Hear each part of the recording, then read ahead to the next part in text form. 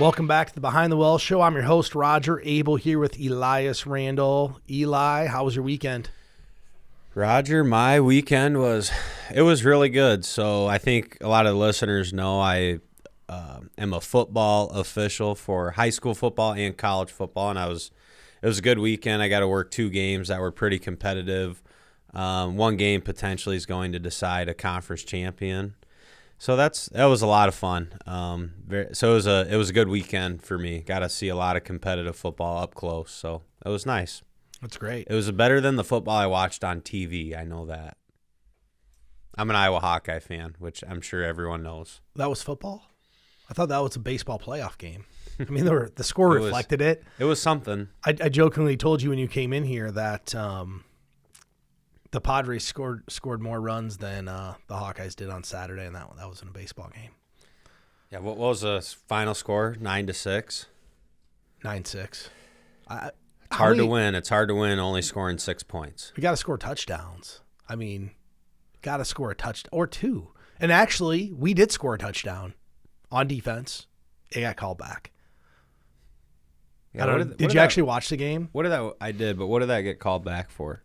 Riley Moss got the ball on a fumble, and they called it a fumble on the field, and he returned it for a touchdown. And I was listening to this on the radio, so I didn't get to actually see the play. So I'm listening to Gary Dolphin and Ed Podolak, and the way they were talking, they said they didn't think they'd have enough to overturn it, but they kept justifying how the ball wasn't coming out yet. And I was sitting with Brad in the car. We were coming back from hunting, and I'm like, they're overturning this. Like, they're going to overturn this call. Apparently, the ball hadn't started to move until his elbow hit the ground. His right elbow hit the ground. The ball hadn't started coming out. Yes, I know. But they called it a fumble on the field. Yeah, I know what play you're talking about, and yeah, that's a correct ruling. It wasn't coming out? No, he was down before the ball came out. So in football, if any part of your body other than your hand or your foot touches the ground, you are down. So as soon as his wrist hit the ground, he's down. Listening to it on the radio, though, I literally told Brad, I'm like, they're trying to justify how this is a fumble. Like, they're talking themselves in, Podolak and Dolphin. They're trying to talk themselves into why this ball is coming out. I said, it's not coming out. He's going to be down. Yeah, and if there was no replay, it would have been a fumble and a touchdown because no official has that good of vision to see, his arm hit the ground because he was basically sitting on top of another player and then his arm touched the ground before the ball came out. So, yeah, you're all on the field. You're always going to have a touchdown on that play. Here's the sad thing about it. Dolph literally said, this is the game right here. This play determines the game. There's like 4 minutes to go. He was right. Yeah. Well, you should have heard him talk. Brad was in the car with me. He goes, you'd think we're down 21 points the way Dolphin's talking. He knew we couldn't score. Just couldn't move the ball. So anyway, on to, I guess, maybe not better things, but different things. I've talked to a lot of people recently, and I think people are becoming more aware that this is probably likely to happen. But, recession is in the headlights at this point, I think, on the economy. And I think what we want to talk to people about are, how we're suffering from what we call kind of recession fatigue because we've talked about it so much, how to deal with it and try to help people through this because you made a good point, before we started the show. Everybody's just kind of in survival mode right now. You got to figure out how to get through this because this too shall pass, just like all the past recessions, all the past bear markets. It's just mentally, how do you put yourself in the frame of mind to get through this the best you possibly can? So I feel like for me, this idea, this recession fatigue, I get what this article is talking about, right? Like it's starting to drag on and it's getting, people are getting fatigued from it, thinking about it, worrying about it. But then I'm also, on the flip side of that, I wonder how bad this really is, because even though we're in a recession, we have a bear market going on, there's not massive layoffs right now. Most people, at least in our local economy, there's still plenty of jobs. People are working. So And I wonder if it's maybe is it the speculation that's wearing on people's mind, or is it the actual reality of what's going on? I feel like if there was, like, we had already had a lot of layoffs and there was more people out of work right now, this would be significantly worse as far as how it was making people feel. I just feel like at this point, as long as people are working and able to keep their bills going, I don't know how much that weighs on them, really. So here's what I think about that, Elias. It hasn't happened yet, what you talked about, losing jobs, getting paid less. It's going to happen. It's what the Fed wants to happen. That's why we're raising interest rates like we are. I was listening to one of our favorite podcasts this morning, and they had a research analyst on there who's very, very, very well connected. And he made the point. The Fed wants three things. They want you to have less wealth. They want you to make less money. And they want fewer jobs. They want people out of work. That's the only way they're going to get inflation down. And you made a good point. Like, people aren't feeling it yet. The average consumer, if they weren't looking at their 401k balance, probably still feels pretty good about the economy right now. Even though things are more expensive, they still feel pretty good because they have more money in their pocket. They can afford to pay what they're currently buying. The Fed wants less wealth, whether that's in your house or your 401k balance. The Fed wants more people unemployed, and they want you to make less money. That's the only way they're going to cut the head off inflation. Yeah, so we're all, gosh, that's kind of scary to talk about. It's really scary, and I didn't really think about it that way. So the question becomes, like, how do you deal with it? Yeah, so I guess that's kind of the next step, right? Okay, so... And it's not going to affect everybody. I mean, let's be honest. If you're a long-term investor, it probably doesn't matter as much for your account as it does for people who are just dependent upon earning a living, right? You're going to be much more affected if you lose a job. Not everybody has substantial investment account balances. Half of America doesn't have one. Well, yeah, and probably 90% of America doesn't have a savings that's really, I guess, like worthwhile or a significant amount of wealth, right? There's not that many people. Of all the people that participate in investing, there's not that many that are probably really effective savers and save enough to get real wealthy. True. So I think one of the things we can do to help people is just offer some advice on if we believe there's a recession, which guys, it's likely. I mean, this is maybe as well forecasted as possible. The Fed wants everything to slow down. They don't want a deflationary environment, but they want prices to slow down. And if we get pushed into a recession, what are the ways that we can today start working to kind of insulate ourselves from that? And I think the very best and the core of all of this is to have some kind of an emergency fund, 3 to 6 months if you can. And, hopefully people looked at during COVID, said, hey, look, maybe it's important that I have an emergency fund if I can't afford to go to work. The problem is we just gave everybody money. So they maybe didn't learn that kind of lesson. And what's shocking is 23% of America has no emergency savings at all. So if you have no emergency savings, the recession, if you lose your job, could be exceptionally hard for you to recover from. I mean, what are you going to do if you lose your job, you have no savings? You're going to go to your credit cards. You're going to start taking out debt. Well, what's the average credit card interest rate today? Now it's 18%. Rates are up. Yeah, and I would guess the 23% of people with no emergency fund, we're also probably talking about the bottom quarter of income earners, bottom 25% of income earners. So they're affected the most by inflation. They have no emergency fund. So if they do end up being laid off and they can't get their paycheck every week or 2 weeks, however their company pays them, yeah, that problem could really get worse. So here's the first thing people can do. Just start. There's two things. Start streamlining what you spend. I mean, just take a look and evaluate. And I'm doing it for myself, and I'm pretty spendthrift. But reality is, if a recession happens, our business will be impacted. So how do we get lean and mean like you said, to just survive. And we'll be fine. But why wouldn't we prepare? So you can streamline your spending, start stashing the extra cash. What's the worst that happens if you put a big pile of cash away to prepare for the worst? Nothing. What do you mean, the worst? Yeah, I was just thinking, what do you mean, what's the worst that can happen? Let's say if we you have need it, you let's need say we it, have a and it's there. prolonged recession. Okay, you put this money away, you need it. Well, what if we don't have a recession? You stashed away a bunch of cash. That provides opportunity. You're already prepared. There's nothing wrong with preparing, not for the worst, but being prepared. Emergency fund, cut your spending, review all the subscriptions that you're not.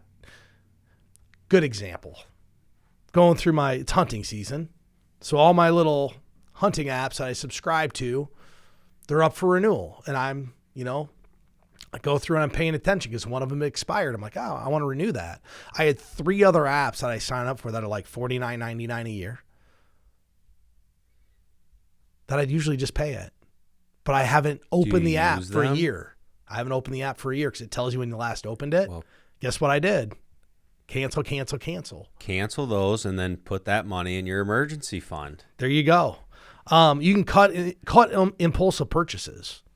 I mean, that's the number one thing. If you think about one of the things I think happened during COVID is people got, or maybe they became less thrifty. And I think part of that was there was nothing to do. And we talked about this we talked about this topic on a previous show. During COVID, you couldn't go spend any money on your normal stuff. You weren't going out to eat. You weren't traveling. All those things just kind of shut down. What did people do? They shopped online. How did people buy groceries? Hy-Vee didn't really have grocery pickup until COVID. It was like rarely used. Some people are getting groceries delivered. What did everybody do during COVID? Order my groceries and pick them up. Adopted those services. Started using them. Got people comfortable shopping online. So it went from your local grocery store to, oh man, now I can order toilet paper on Amazon. And when it's easy to get stuff, guess what you order more of? Stuff. You're not traveling. You're not going out to eat. You spend all your time on your computer. Guess what happens? Online shopping. So we've got 2 little kids just like yourself. About 6 months ago, I told my wife, I said, you spend like 2 hours a night shopping online for kid stuff. And she didn't realize she was doing it. But I do because I can see the bank account. What I've noticed over like the last 6 months, because there's more stuff to do. She's been going out with her friends. She's, just more activities. She's not spending 2 or 3 hours a night shopping online. Guess what's happening? We're spending less money. Not intentionally. Just the whole online shopping is worn off. But people became very impulsive about what they needed. Good example, Peloton. Everybody ordered a Peloton. We ordered a Peloton. That thing. I didn't. I know I'm not going to ride it. My wife rides that thing like once a month. It was one of the worst purchases we bought. We bought some bad stuff, but the Peloton, that's going to be one of them. So those are a few things. Sell it on Amazon or eBay or something. Get rid of it. No. Facebook Marketplace. Elias, do you know how long it took me to get rid of the punching bag that she bought to like do kickboxing in that she'd had for 4 years and never once hit the bag? 4 years. It took 4 years. The Peloton? No way. Not going to happen. No. I mean, it looks nice. It's a nice piece of furniture, I guess. Elias, another way that people could start to prepare for potential recession, if there is one coming, which just be prepared, maybe consider a job switch. And here's why I say that. I saw a chart yesterday. I was doing a little research for the show. The average employee who stays at a job right now, they're averaging a 5% pay increase. If they switch, it's 9%. So it could be a good time to switch jobs. And even though the economy's slowing down, it seems like the labor market's still pretty strong. People are making more money. Wages are going up. Well, if you want to make a switch, now's the time to do it, because guess what you might not be able to do if we have a recession? There won't be as much leverage to negotiate. There might not be the same jobs available. You might be happy that you made the switch and you're not stuck in a job you don't like. Yeah. I think that's the number one thing. Stay invested. I think people during these times have this propensity to wonder if they're doing the right thing. And one of the reasons we run that financial plan is we can verify that clients are invested the right way for the long term. Clearly in the short term, none of this is fun. It's not fun for us. It's not fun for the clients, but it's a normal business cycle. This isn't the first bear market. It's not the first recession. It's not going to be the last. And I think right now is a good test of investors. Can you stay invested? Because it's easy to talk about, because we do it all the time. Even when things are good, we still talk about behavioral finance with clients and prepare for a bear market. But now the question is, okay, so we've talked about it. You said you were going to do it. So can you actually do it now? Because we can show you all the research, all the data that shows staying invested, being a long-term investor, your returns are going to be much greater than trying to get in and out, time the market, or just even other things like get too conservative at a time when you shouldn't. So I think so far this year, I think I've been very happy. I've been very proud of all the clients we work with. I think everyone's doing a great job, but if we keep creeping up on more and more pain, can you hang in there? Right? It's almost like I heard someone comparing it to like a boxing match. It's like we're almost kind of it's like a heavyweight bout that's going to go 15 rounds. Can you just hang in there and deal with it until the market turns? I guess time will tell. I hope so. I think so too. I think people who work with professional firms, I think, are going to fare better than people who don't, I guess, is my ultimate opinion on that. I heard a great analogy about this, and it's, I guess, not an analogy, but a great comparison. This is like two different horror movies. One's The Conjuring. Situation. Yeah. One's The Conjuring, where it's like suspenseful for 2.5 hours and you're on the edge of your seat and you're literally nervous and scared the whole time. And it grinds on for 2.5 hours, right? Okay. From minute one. I've never seen it, but okay, I get what you're saying. Well, I know you haven't seen it. You're not the movie guy. Nope. But it just grinds on. COVID was like Scream 2. Like they scare you real quick and it's over. Like most of the movies not scary. They just hit you with a quick hitter and scare you and then move on. This is a slow grind. Think about this. We're 9 months into this. And it's just grinding lower. It's not like it just went down 15% in a day. It's just grinding lower. Eventually, the grind is going to affect people. People didn't have time in 2020 during COVID to bail out. Like it went down and it came right back. And we've been prepping people that the expectation should be that this is going to be a long grind until this is over. And if it turns out that it flips around and everything's really good, well, then you won't be disappointed. But we should just set the expectation that this is just a slow grind before we get some type of relief. Either inflation has to get better, something has to happen in Russia, China needs to open up. One of those three things has to happen to really get this market moving in a positive direction. And one of the things you can do if you're struggling with this is, one, update your financial plan, but two, we've kind of devised what we call our portfolio recovery strategy. And how do we turn lemons into lemonade? Everything that's bad, there's always some opportunity out there. And there are opportunities in the market due to what interest rates are doing and volatility that's in the markets provided some unique opportunities. So we've kind of coined that our portfolio recovery strategy. If anybody wants information on that, you can go to the website. It's btwellshow.com. Click Get Started, and we'll walk you through how that works. So I guess get prepared, stay invested. If you are subject to a layoff or something bad happens with your job, kind of the interesting thing today in our economy that's different than it ever was. We have this gig economy. And I think this is part of this hidden job problem where we can't find workers. I watched a TikTok video the other day because I got, wrapped up in some TikTok. And There was a gentleman interviewing a younger gal. She's probably like 25. And she said, hey, will you date that guy? And she goes, no. He goes, why? He's an 8-to-5er. I listened, and he goes, what do you mean 8-to-5er? He goes, well, he has a real job. I wouldn't date a person with a real job. You wouldn't date someone with a real job? No, because they don't see that as prosperity. They're making more. I mean, think about it. It's TikTok.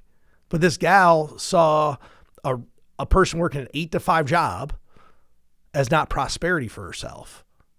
They want someone who's in the gig economy, has their own business, or being entrepreneurs. Well, what's the percentage of this young population that actually is not entering the workforce because they're just working for themselves? That's a good question. I have no idea. What about Brock in our office?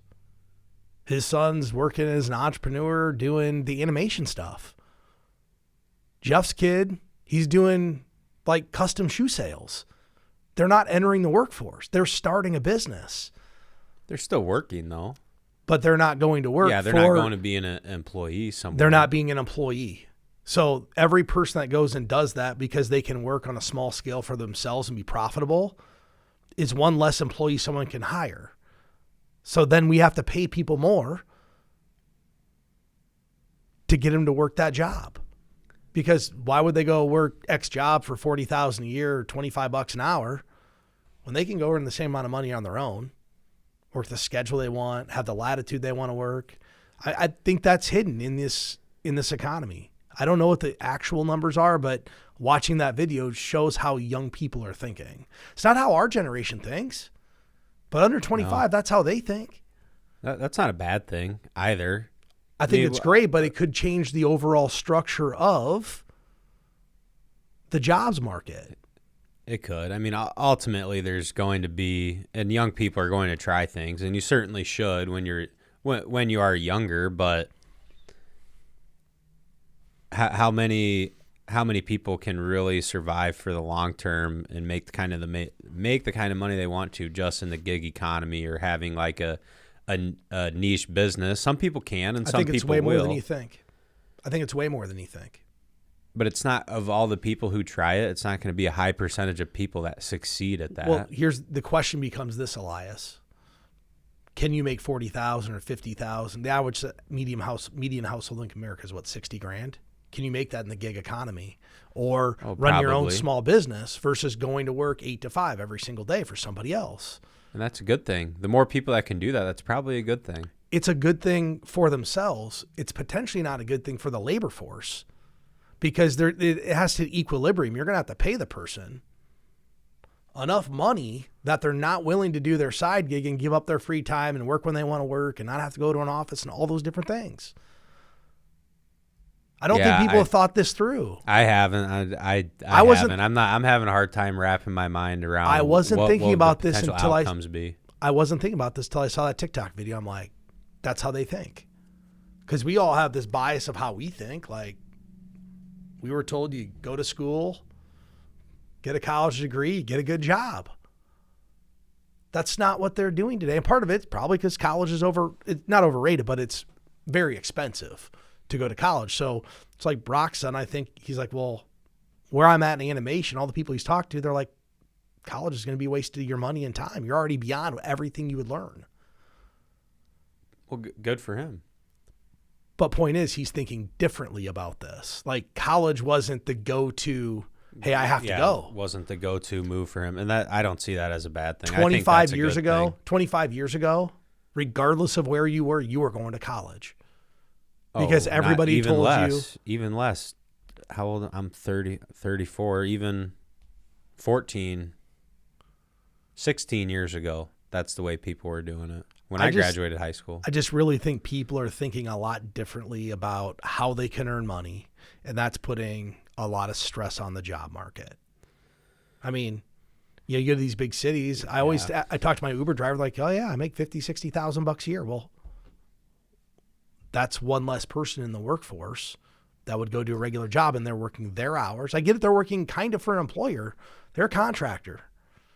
Yeah. They're coming and going as they please. So I think that'll be interesting. I think that's pressure for the workforce.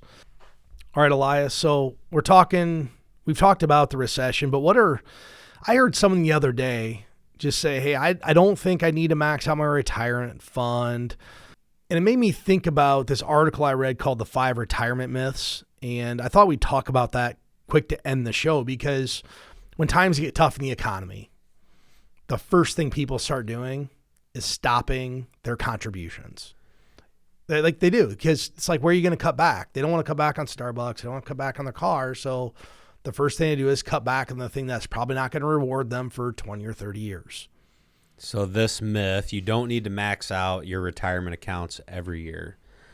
So if you can, you should be contributing the maximum amount available to be able to do. And certainly when you're young, that's hard. As you go through your career, it might become more realistic to do it. But let's just think about right now and the current market environment. So we're in a bear market. I don't know. I don't remember exactly how far off the highs we are. But if you're in like your prime earning years of your career right now, and you can max out your 401k at work, that's the real opportunity right now for people. The opportunity is not to day trade with your retirement money. Like your long-term savings money, your account value's down right now. That's part of being an investor. That happens. If you think you need to make a change and you're not maxing out those accounts, that's step one. Start maxing it out. Market's on sale. Start buying more. So, and people who do that, we've talked about this on the show before. If you do that, let's say you look at your situation, you go, you know what? I could increase my contribution 2%, 5%, 10, whatever that number is. In 10 years, in 2032, you're probably going to look back on that decision, and that's going to be a very favorable decision that you made. Yeah, and you know what's interesting about that? It's the least rewarding decision today. Yes, it is. I Yeah, think that's it's the hardest one to make because now you have less spending money. That's the problem with retirement savings. There's no payoff for so long in the future. You just have to have this really good long-term vision of what things look like. And as humans, we seek instant gratification. We just want it today. And more than ever, we want it today because we see our friends with it on YouTube or Facebook or TikTok or Instagram, wherever. We think we have to have it. You know, I watch YouTube videos all day with boats. I'm like, man, I need to have that boat.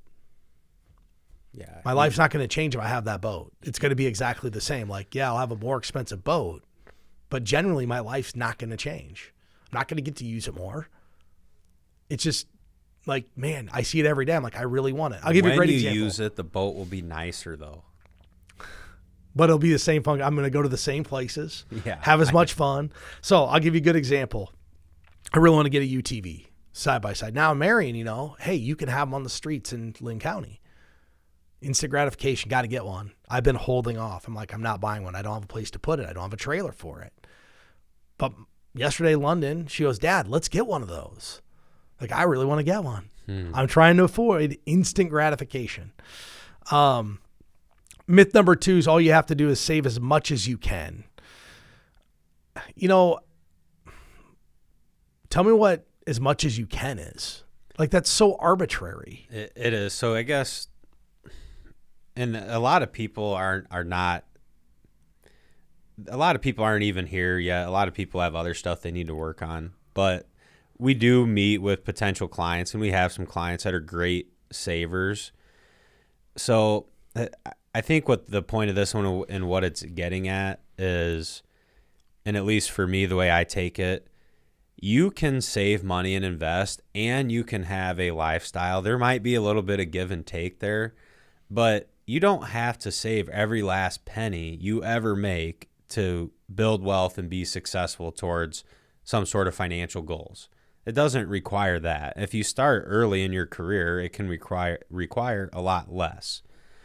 And I think the other part of this is it's not just the saving, but there's also planning too. I mean, if you save all your money, but you never have some sort of goal or plan for that money, then it's just, all it is just a big pile of cash in the bank, or you have a big account. But what is that doing for you?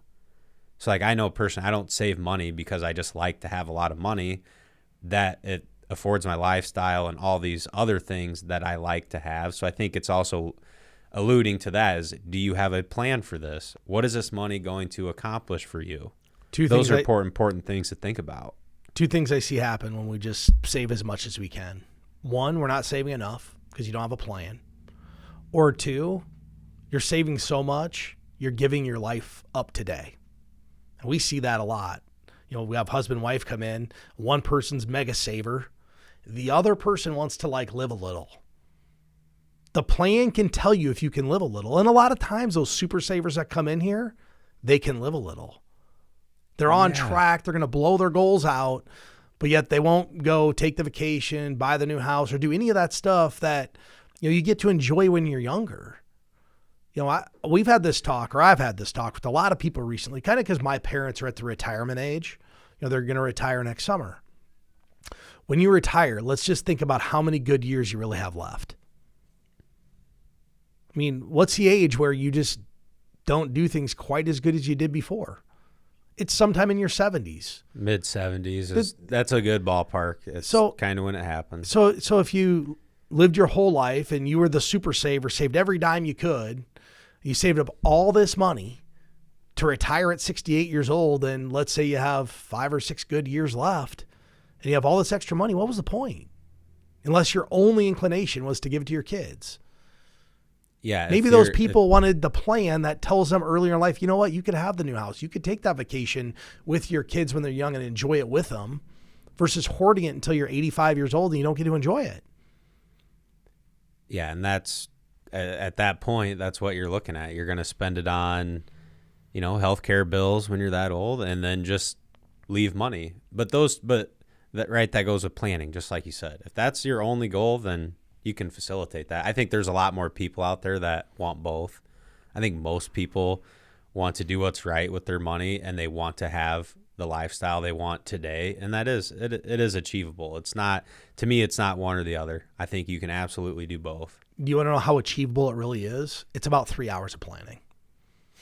Yeah. It's probably an hour in our office, an hour getting stuff together, an hour us showing you what it looks like, and you can figure out what you need to accomplish your goals. Elias, number 3, it's acceptable to have less money when you retire. I'll never forget, Elias, when I started in this business, they had this thing called Financial Profiles, and it was a financial planning software. And they said, well, when someone retires, they live on 70%. You just figure 75% of whatever their income was, that's how much they're going to need. And I taught a class out at Mercy Hospital for the Mercy Foundation. I talked about this thing. I have everybody raise their hand, and I say, hey, who thinks that if they're working today, they're going to retire tomorrow, and you can live on 25% less? You know how many people raised their hand? Not many. Okay. Yeah, not many did. No, okay. They can't. I mean, that's good. People that's live good on that they didn't raise their hand. People live on what they make. So to think that you're going to need less money in retirement, the only way you're going to need less money is if you want less lifestyle. Now, granted, people could have a mortgage that falls off, something like that. But every time something falls off, something else is going to come up. Your house isn't maintenance free. You're going to have some expense to maintain your house. Your first year of retirement or first 5 years, you're probably going to spend more money than you did when you're working. Just think about the shift. You were working all day. You couldn't spend any money. You're retired all day now. Well, right, unless you're just going to sit in your house and watch TV or read magazines or books or something. If you have any hobbies or lifestyle at all, you're going to spend more money. Then why'd you retire? Did you hate your job that much? I'm sure there are people who probably do. Are. You should work off a goals-based planning. We do goals-based plans. Elias, I think you'll agree when we ask somebody how much they spend, well, it's what I earn. It's very close all the time. Very close, almost all the time. Yeah. They're living on because that's the lifestyle you become accustomed to. Number 4, Elias, 401k plans are the be-all, end-all of retirement planning. And for a lot of people, this can be a lot of their retirement planning. We kind of view 401ks a different way. We view 401ks as the ability to get a match from your employer, so you get some free money. And then we like people to go outside of that 401k and start maxing out their Roth IRAs and then come back to the 401k once that's done. It's pretty simple. But the 401k kind of gives you a limited scope of options. Not that they're bad options. It's a limited scope of investment options. And we want people, Elias, to segment their money by 3 tax classes. 1, taxable accounts. So that would be like your bank account, a CD, brokerage account, individual stock, individual bond, mutual funds, et cetera, et cetera. Elias, 2 would be Roth accounts. So that's your tax-free money.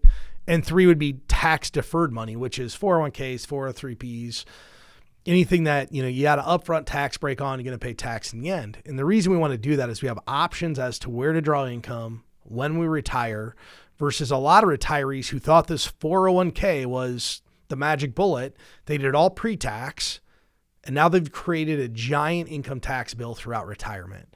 And if you have 3 buckets of tax money, you can manage your taxes significantly better than just plowing it into a tax-deferred 401k. Yeah, you can. And I thought one of the insightful points made in the article about this was structuring your investments and the type of accounts they're in to maximize your money for your life, as opposed to 401ks. A lot of times in investors' mind, okay, I'm going to invest in my 401k until I'm done working.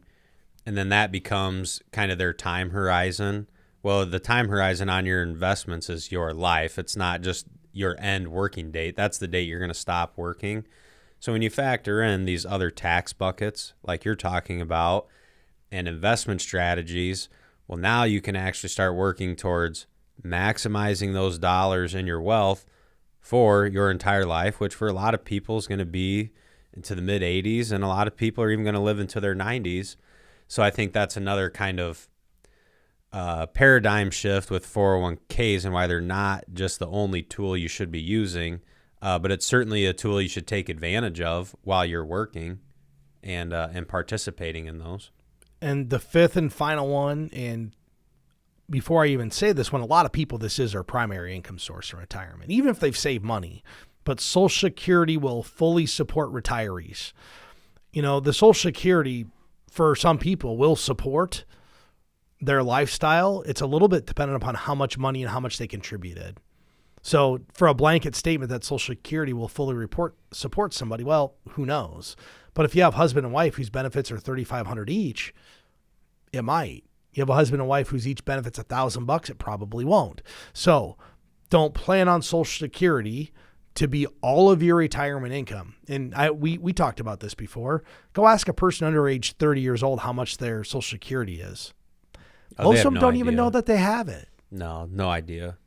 Which is not a bad thing. Young people should just be planning to save enough to do their retirement when they're successful. And if you get Social Security at that time, it can just be considered some icing on the cake. I just want it for younger people. I don't even like to plan for it. So, Elias, the neat thing about all the stuff we talked about, most of this you can do planning for to eliminate all the guesswork and all the hope and all the luck that people feel associated with retirement.